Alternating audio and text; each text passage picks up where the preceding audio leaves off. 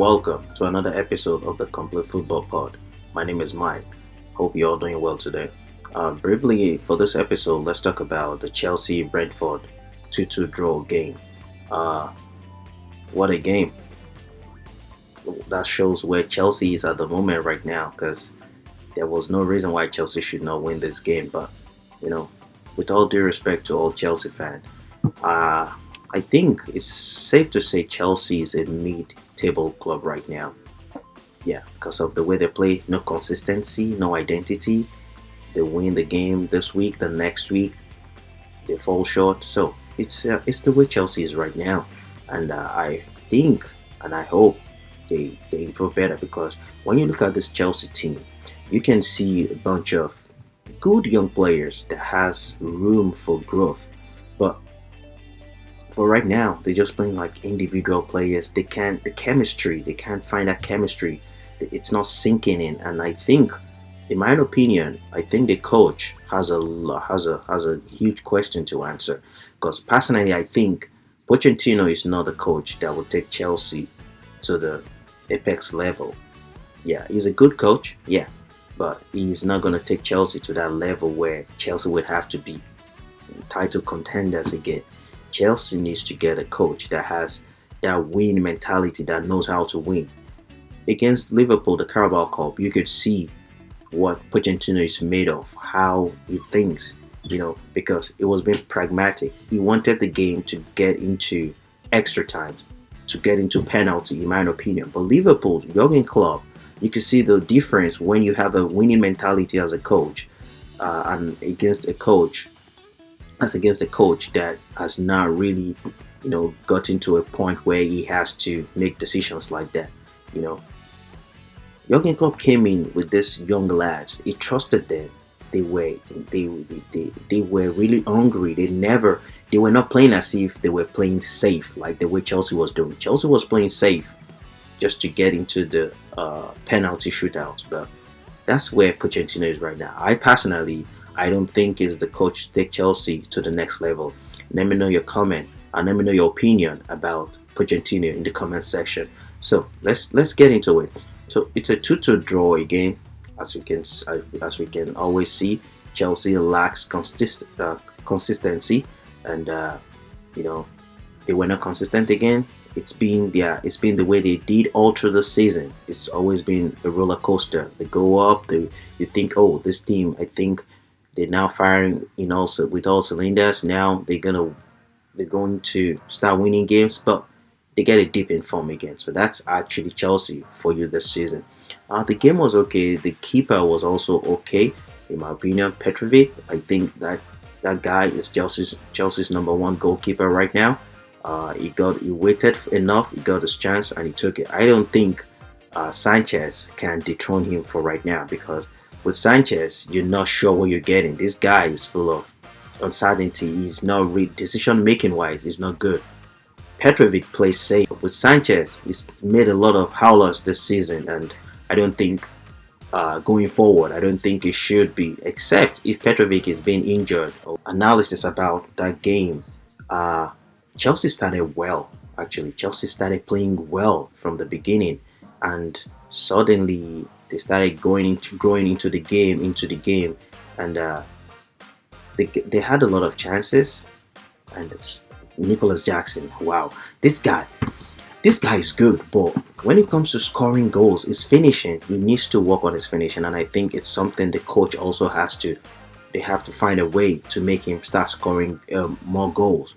He's scoring goals. This is not a striker that would give you a goal that will win the league for you. No, he will score goals, but not the kind of goals that will win the league for you. So you need him to fire, with all cylinders. He needs to score. His finish has to be sublime.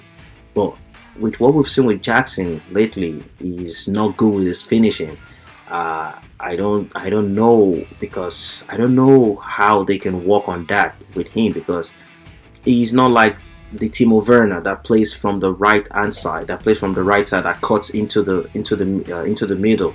He's like a number 9, But this season I've seen a glimpse of him playing like that kind of Timo Werner kind of number 9 against Man City. He did it like the hold up play. He was playing. He was coming in through that position, and he was really, really, really good. So if that's the way, I don't think that's the way he plays, because I've seen him play with Villarreal, and I've seen how he plays. He plays like as a number, like a center number 9. So he lost a lot of chances yesterday, but eventually scored the goal. What a cross from Malo Gusto. This guy, I don't know what would happen if by the time Reece James comes back, because Malo Gusto is good too. I knew he was good with crosses when I watched this clip. I watched him 1 or 2 times playing for Olympique Lyon. Yeah, it was so good going forward. His crosses reminds me of Gary Neville, that Man U the legend, where when he crosses the ball, all you need is a good striker just to get in touch with the cross, and it's a goal. So Malo Gusto for me yesterday is probably the man of the match. For me, let me know your man of the match in the comment section. But for me, I think Malo Gusto is the man of the match. Ben Chilwell played a decent game. Yeah, yesterday there's something different about Chelsea's setup. Chelsea's setup like the 3-5-2 formation, like the Thomas Tuchel style of play, when you have 3 centre backs and you have 2 wing backs. The left wing back being Ben Chilwell and the right wing back being Malo Gusto. And we could see Ben Chilwell, go forward the way he does when he played under Thomas Tuchel. And a thumbs up to Trevor Chalobah. Chalobah played a very decent game yesterday, even though it's the way that formation is set up. He plays in a very comfortable role because he's not exposed. Because in that 3 defense, the way Thomas Tuchel play, it sits so deep that every other person is in front of him. So he has a lot of time to read the game, to read any aerial balls, the second ball, where the ball is going to land. So even aside that, he really played really well. Kudos to him after a long injury layoff. I think yesterday was his first time he started in a long time. So it was okay. It was okay yesterday. Played comfortably, and I think and I hope he would continue to build on these performances. Disasi. The first goal for Brentford, I think, was caused by Disasi because he did not really react to the ball on time. I think it was a miscommunication between him and Petrovic. Maybe he thought Petrovic was coming out to get the ball, and that was why he stayed back. But I mean, safety first. You clear the ball first. But he did what he could do. It was so slow, and the Brentford guy scored the goal. And I think resting him will do a lot of good for him, because Disasi has played more games than any other Chelsea player this season.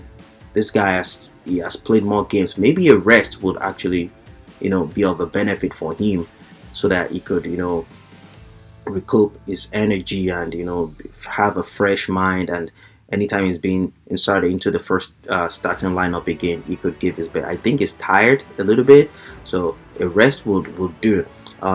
Levi Colwell also played game. He played great yesterday. He played a good game. It was good, rock solid. He had that freedom to move. He's a left-footed centre back, so it's okay for him. It's comfortable for him playing at that left side of the centre backs. So he played well in general. It was a good play. Moses Caicedo yesterday for me. Moses Caicedo played really good. There was a lot of interceptions. Anytime the Brentford guys are trying to break with the counter attack, he's always been the guy that breaks the attack, and he protects the defender. Because for that kind of formation, he is very important in that style of play. When you play a 3 defense, 3-5-2 like Thomas Tuchel did and like Chelsea did yesterday. So he was so important in that setup yesterday, and he won a lot of one-on-one duels. He was everywhere. It was starting to look like N'Golo Kante to me again. So Moses Caicedo, good game, a lot of interception, excellent playing. Enzo Fernandez, good game also. But I think this guy has to be very disciplined with the ball when he's with the ball. he played a lot of wrong pass yesterday, even though it wasn't under no pressure like that. So I know he's a guy that is very good with the ball, is comfortable with the ball, he's comfortable with passes, but he needs to do more. Maybe a rest would do for him also, because I think he's played some games more often and often now. Maybe when they get some rest, they can also get back. But these are young players, and they're very, very, very expensive price tag on them. So you expect them to, to give their best, not to get tired like that. So Conor Gallagher, everybody knows. I mean, if you watch my first episode, which was against the episode where I talked about the Carabao Cup final, Chelsea, Liverpool, Gallagher right now, I would say, to me, is the most hardworking Chelsea player so far. He covers a lot of ground whenever he's playing. He's good with pressing. He presses the defenders. He runs a lot. He covers a lot of gap, or a lot of the field when he plays for Chelsea. And unfortunately, Chelsea might sell him this season because Chelsea needs some money to get out of the financial fair play problem they're in. So I hope they find another way to get over this instead of selling Conor Gallagher, because he's a very good asset for Chelsea. He's very good going forward. Having him in that squad would help Chelsea a long way. So he played well also. What a good game from him, and I've never questioned his ability, his commitment for that club, and he's a homegrown player. So good game for Gallagher. Also, let's talk about Cole Palmer. Cole Palmer, 100%. I love this guy. I can't say anything bad against him, because apart from the one-on-one miss yesterday when Malo Gusto gave him the pass, apart from that, he played well. Not the best of his game, but he played well yesterday. So a good game for him, and I think he would keep on improving more and more. I think he got the best young player of the year award in London. I think I saw in news that he got the best player of the world, best young player of the year award, which he deserves it. He's been sublime since he came from Man City. Nicholas Jackson, as I've said, Chelsea needs to work on Nicholas Jackson finishing. He's a good player. He's a raw talent, but he missed a lot of chances yesterday before he scored that header. The header was a good header. It was a good goal anyway, but he could have scored more than one goal yesterday. He could have scored like 2 or 3 if he was really clinical with his finish. So in a nutshell, Chelsea, a decent game, but they should have won that game. It's Brentford, and I think now let's talk about Brentford. The advantage Brentford had, I think over the time, over like 2 or 3 years ago, Brentford has won some, if not more, games playing against Chelsea. They've won the number of games they've won against Chelsea in the last 2 or 3 years. I think it's been enough to give them that confidence that Chelsea cannot scare them. And this Chelsea, they're not scary at all. Let's be sincere. Chelsea right now they're not scary. So, and we know one thing about Brentford, when they're playing against, my opinion actually, and if you watch Brentford a lot, I think you could say the same thing about them. When they're playing against the top 5, because in the Premier League now, I think you have the top 5 or top 6. When they play against the top teams, they kind of play the counter-attacking kind of football. They play compact ball. When they get the ball, they hit you on the counter-attack. And that was their game plan yesterday. The first half, it didn't really work for them because Chelsea really dominated almost all the minutes in the first half. But I don't know what Thomas Frank, the coach, a very good coach, very good with tactics, I don't know what he said to them in the dressing room. But the moment they came back to for the second half, they were a different animal. And I think one thing they did yesterday was they still stuck with the counter-attacking style of play. They were compact so that Chelsea could not break them. But I noticed something they were doing. They were putting a lot of crosses into Chelsea's penalty box. Chelsea could not deal with it. And I think Chelsea is one of those clubs this season in the Premier League that's considered a lot of goals via set pieces. when it comes to the free kick, corner kicks, Chelsea, they can't cope with it. And Brentford, these are a team. This is a team. They dwell on that kind of play. They like the set pieces. They're good with set pieces. So that made it a very very hard game for Chelsea yesterday. They kept putting the ball they kept putting crosses into the box for Chelsea, and as we can see, Chelsea could not deal with it. That came about the first goal, and that came about the second goal. So they really did their homework very well. They knew Chelsea could not deal with those crosses coming into the box. They smelled blood, and they'd be like, yes, this is what we have to do. And they kept going at it. They kept going at it until they were able to break Chelsea. Immediately they scored the first goal. Chelsea collapsed. And they kept pushing. The first time I saw Brentford, at the point, Brentford, they stopped the counter-attacking play. They were pressing Chelsea up high because they could smell they were shaky. So they started pressing Chelsea. Until Chelsea got back until they got the second goal again. So when they got the second goal, now Chelsea, they had to reply back.